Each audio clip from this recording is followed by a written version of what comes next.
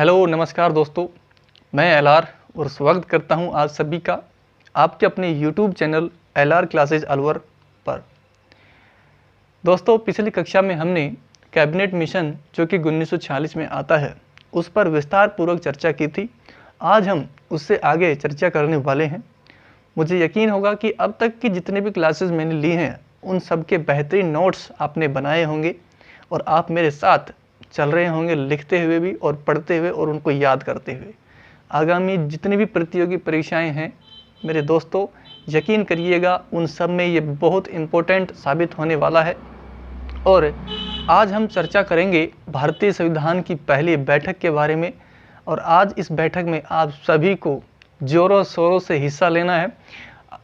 आप बोर्ड पर देख रहे होंगे जो भारतीय संविधान की जो पहली बैठक होती है 9 दिसंबर 1946 को, उसकी फ़ोटो आप सभी के सामने है। यह पहली फ़ोटो है जिसमें सरदार वल्लभ भाई पटेल आप सभी के सामने बैठे हैं, जिसे भारत का लौह पुरुष कहा जाता है, जिसने भारत को एक बनाने का कार्य किया। 565 लगभग रियासतों को एक करने का कार्य जिन्होंने किया, जिनकी प्रतिमा विश्व की सबसे ऊंची प्रतिमा मानी जाती है, जो गुजरात में नर्मदा नदी के किनारे सरदार मानसरोवर बांध के किनारे स्थित है।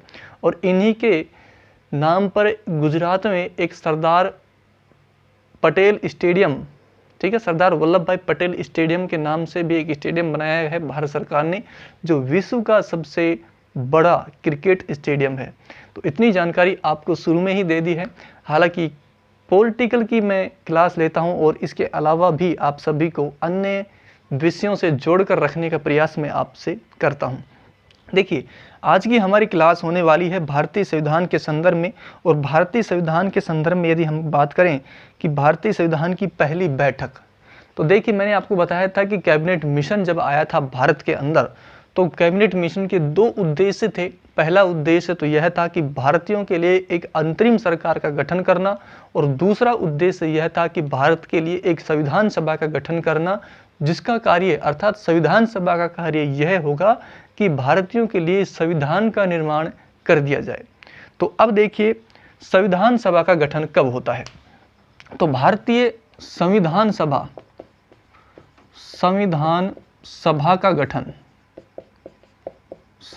सभा का गठन कब होता है।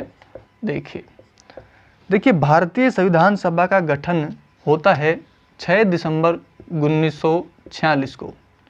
6 दिसंबर 1946 को भारतीय संविधान सभा का क्या होता है, गठन होता है। याद रखिएगा, ये संविधान सभा का गठन है, न कि संविधान की पहली बैठक। भारतीय संविधान की पहली बैठक कब होती है भैया? पहली बैठक कब होती है भारतीय संविधान की पहली बैठक 9 दिसंबर 1946 को होती है। 9 दिसंबर 1946 को भारतीय संविधान की पहली बैठक होती है। दिल्ली में जो वर्तमान में जो संसद है उसके केंद्रीय हॉल में ये मीटिंग होती है। इस पहली बैठक में आपको 4-5 चीज़ें याद रखनी है जो कि इम्पोर्टेंट हैं। देखिए, इस पहली बैठक में सबसे पहले एक अध्यक्ष बनाया गया, और अध्यक्ष भी कैसा, अस्थायी अध्यक्ष। अस्थायी कह दें या फिर हम कह दें कि अंतरिम अध्यक्ष।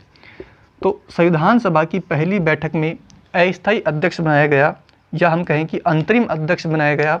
और वह अंतरिम अध्यक्ष कौन थे? तो वह थे डॉक्टर सच्चिदानंद सिन्हा। डॉक्टर सच्चिदानंद सिन्हा को संविधान सभा का पहला अध्यक्ष, या हम कहें कि पहला अस्थायी अध्यक्ष किसे बनाया गया? डॉक्टर सच्चिदानंद सिन्हा को। देखिए, संविधान सभा में सबसे वरिष्ठतम आदमी थे ये, ठीक है, हम कह सकते हैं कि बाबा थे। अब बाबा नाराज हो गए, बाबा मुंह फैलाकर बैठ गए और कहने लगा कि भाई साहब, मुझको तो आप संविधान सभा का अध्यक्ष बनाइए, तभी आगे बात बनेगी, नहीं बनने वाली। अब ये वरिष्ठता के आधार पर संविधान सभा के अस्थायी अध्यक्ष चुने गए थे, ठीक है। इनके नाम का अनुमोदन और प्रस्ताव किसने रखा था? देखिए, इनके नाम का अनुमोदन किसने रखा और प्रस्ताव किसने रखा? तो अनुमोदन किसने रखा और प्रस्ताव किसने रखा? अर्थात संविधान सभा का अस्थायी अध्यक्ष डॉक्टर सच्चिदानंद सिन्हा को बना दिया जाए, इस सभा का अनुमोदन और प्रस्ताव किसने रखा था? तो याद रखिएगा दोस्तों, अनुमोदन तो रखा था सरदार पटेल ने। किसने रखा था? सरदार पटेल ने सच्चिदानंद सिन्हा के नाम का अनुमोदन किया कि इस व्यक्ति को, डॉक्टर सच्चिदानंद सिन्हा को भारतीय संविधान सभा का अस्थायी अध्यक्ष बना दिया जाए। जबकि प्रस्ताव रखा था, आप याद रखिए, JB कृपलानी ने। ठीक है, तो इन दो नामों को आप जरूर याद रखिए। बड़े स्तर के एग्जाम जब होते हैं तो उनमें ये प्रश्न पूछ लिए जाते हैं कि डॉक्टर सच्चिदानंद सिन्हा के नाम का अनुमोदन या प्रस्ताव किसने किया था। इतनी बात मैं आपसे ये सोचूंगा कि आपको ये समझ में आ गई होगी। देखिए, संविधान सभा की हम पढ़ रहे हैं पहली बैठक, और संविधान सभा की जब पहली बैठक होगी तो इसमें सदस्य भी भाग लेंगे, और इसमें लगभग 207 सदस्यों ने भाग लिया। कितने सदस्यों ने? 207 सदस्यों ने इसमें भाग लिया था। 207 सदस्यों ने भाग लिया, लेकिन हम पढ़ते आ रहे हैं मुस्लिम लीग। क्या पढ़ते आ रहे हैं? मुस्लिम लीग। याद रखिएगा मेरे दोस्तों कि मुस्लिम लीग ने संविधान सभा की पहली बैठक में भाग नहीं लिया था। मुस्लिम लीग की स्थापना 30 दिसंबर 1906 को बांग्लादेश की राजधानी ढाका में होती है। आगा खां सलीमुल्लाह खां ने मुस्लिम लीग की स्थापना की थी। याद रखिएगा, मोहम्मद अली जिन्ना ने मुस्लिम लीग की स्थापना नहीं की थी। जब मैं आपको अब याद दिलाता हूँ 100-200 साल पहले की बात, ठीक है। 100-200 साल पहले मैंने आपको बताया था कि अंतरिम सरकार का जब गठन हुआ था, ठीक है, तो उस समय भी मैंने आपको बताया था कि मुस्लिम लीग ने पहले उसमें भाग नहीं लिया, लेकिन बाद में उसमें भी 26 अक्टूबर 1947 को, उसमें 1946 को उसमें अंतरिम सरकार में मुस्लिम लीग जुड़ जाती है, जिसके कारण पहले अंतरिम सरकार में कुल 13 सदस्य थे। बाद में मुस्लिम लीग के जुड़ जाने के पश्चात में उसमें 15 सदस्य हो जाते हैं। और अब मैं आपसे प्रश्न करूंगा एक, आप कमेंट बॉक्स में मुझे ज़रूर बताएं, बहुत दिन हो गए क्लास लेते आपको। यदि आप क्लासेस पूरी ले रहे हैं तो आप मुझे उत्तर देंगे कि अंतरिम सरकार का अध्यक्ष किसे बनाया गया था और अंतरिम सरकार के उपाध्यक्ष कौन थे। यदि आपने पूरी क्लासेस ली हैं तो मुझे लगता है, मुझे भरोसा है कि इस प्रश्न का जवाब आपको मालूम होगा। नीचे कमेंट बॉक्स में उसका उत्तर आप मुझे जरूर दीजिएगा। ठीक है, ये थी पहली बैठक। 9 दिसंबर 1946 को अस्थायी अध्यक्ष बना दिया डॉक्टर सच्चिदानंद सिन्हा को। ठीक है, 207 सदस्यों ने इसमें भाग लिया, मुस्लिम लीग ने इसमें भाग नहीं लिया था। इसके अलावा हम बात करें कि जो देसी रियासतें थी, कौन सी रियासतें? देसी रियासतें मैंने आपको बताया कि सरदार पटेल ने लगभग 565 रियासतों को मिलाकर भारत का निर्माण किया था, एक भारत बनाया था। तो देसी रियासतों ने भी संविधान सभा की पहली बैठक में भाग नहीं लिया था। तो देसी रियासतों ने संविधान सभा में भाग कब लिया? तो देसी रियासतों ने संविधान सभा में भाग लिया था 28 अप्रैल 1947 को संविधान सभा में भाग लिया था। किसने? देसी रियासतों ने। पहली बैठक में देसी रियासतों ने भाग नहीं लिया था। अब रियासतों की बात चल रही है तो उस समय हमारा जो देश था वो रियासतों में बटा हुआ था। तो आप याद रखिएगा कि सबसे बड़ी रियासत कौन सी थी भारत में? सबसे बड़ी रियासत, ठीक है, और एक होती है सबसे छोटी रियासत। सबसे छोटी रियासत तो बड़ी तो थी हैदराबाद। बड़ी रियासत कौन सी थी? हैदराबाद थी। हैदराबाद सबसे बड़ी रियासत थी और सबसे छोटी रियासत थी बिलवाड़ी। ठीक है, और ये बिलवाड़ी MP में पड़ती थी, मध्य प्रदेश में। ठीक है, सबसे बड़ी रियासत हैदराबाद थी, सबसे छोटी रियासत बिलवाड़ी थी। इतनी बात मैंने आपको बताई है। संविधान सभा का गठन हमने कर दिया 6 दिसंबर 1946 को। उसकी पहली बैठक आप सभी के सामने हो चुकी है। अब हम इससे आगे पढ़ते हैं संविधान सभा की दूसरी बैठक के बारे में। अब हम विस्तार से चर्चा करने वाले हैं। तो संविधान की जो दूसरी बैठक हुई थी, संविधान की दूसरी जो बैठक हुई है उसके बारे में हम पढ़ लेते हैं। दूसरी बैठक, और ये दूसरी बैठक होती है भाई साहब, तो ये होती है 9 में 2 जोड़ दीजिए, 9, 2, 11। तो 11 दिसंबर 1946 को संविधान सभा की दूसरी बैठक होती है। इसमें आपको 2-3 बातें याद रखनी है। वही देखिए, पहली बैठक में तो हुआ था अस्थायी अध्यक्ष का चयन, और इसमें हो जाएगा स्थायी अध्यक्ष का चयन। इसमें बन जाता है स्थायी अध्यक्ष। तो स्थायी अध्यक्ष किसे बनाया गया? देखिए, स्थायी अध्यक्ष बनाया गया था डॉक्टर राजेंद्र प्रसाद को। डॉक्टर राजेंद्र प्रसाद को संविधान सभा का स्थायी अध्यक्ष, मतलब अब 24 जनवरी 1950 तक कोई भी अध्यक्ष नहीं बदलेगा। 24 जनवरी 1950 क्यों? क्योंकि इस दिन संविधान सभा की आखिरी बैठक होगी और 26 जनवरी 1950 के बाद में हमारा संविधान लागू हो जाएगा। तो फिर इस पद की हमको आवश्यकता नहीं पड़ेगी, फिर हमारे देश में राष्ट्रपति का पद लागू हो जाएगा। और इसी दिन 24 जनवरी 1950 के दिन ही डॉक्टर राजेंद्र प्रसाद को राष्ट्रपति भी बना दिया जाता है।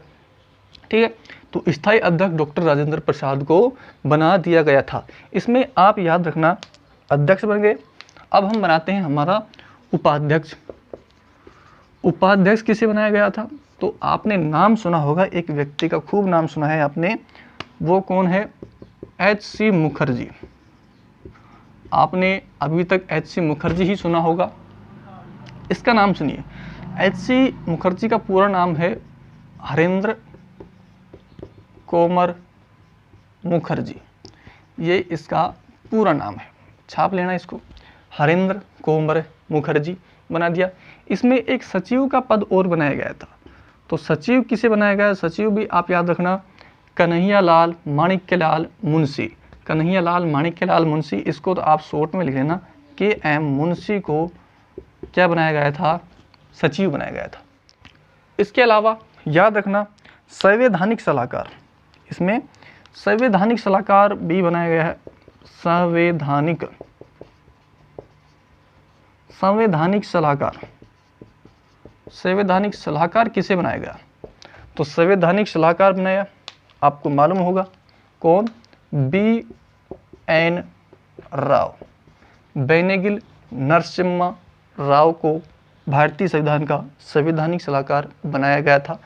इन BN राव ने लगभग 60 देशों के संविधान पढ़े, लगभग 60 देशों के संविधान पढ़े। उसके बाद में भारतीय संविधान को बनाया, भारतीय संविधान का प्रारूप तैयार किया। और इस प्रारूप को इन्होंने प्रारूप तैयार किया भारतीय संविधान का, और उस प्रारूप को अक्टूबर 1947 को पेश कर दिया। और इस प्रारूप में 243 अनुच्छेद थे। कितने अनुच्छेद थे? 243 अनुच्छेद थे, जबकि 13 अनुसूचियां थी। अनुसूची कितनी थी? 13 थी, और अनुच्छेद कितने थे? 243 अनुच्छेद थे। BN राव ने प्रारूप बनाया, अक्टूबर 1947 को पेश कर दिया, जिसमें 243 अनुच्छेद थे, 13 अनुसूची थी। जो ये प्रारूप बनाया है, इस प्रारूप की जांच करने के लिए एक समिति का गठन किया गया था। इस प्रारूप की जांच करने के लिए एक प्रारूप समिति का गठन किया। किसका गठन किया? प्रारूप समिति। तो प्रारूप समिति का गठन क्यों किया? क्योंकि BN राव ने जो ये संविधान का जो ढांचा तैयार किया है, ठीक है, इसकी जांच करने के लिए एक प्रारूप समिति बनाई गई थी, जिसका अध्यक्ष बनाया गया था किसे? जिसका अध्यक्ष बनाया गया था किसको? भीमराव अंबेडकर को। भीमराव अंबेडकर को जिसका अध्यक्ष बनाया गया था। ठीक है, तो दो बैठकें हमने पढ़ी हैं। मुझे उम्मीद है कि आज की क्लास आपको बहुत ही पसंद आई होगी।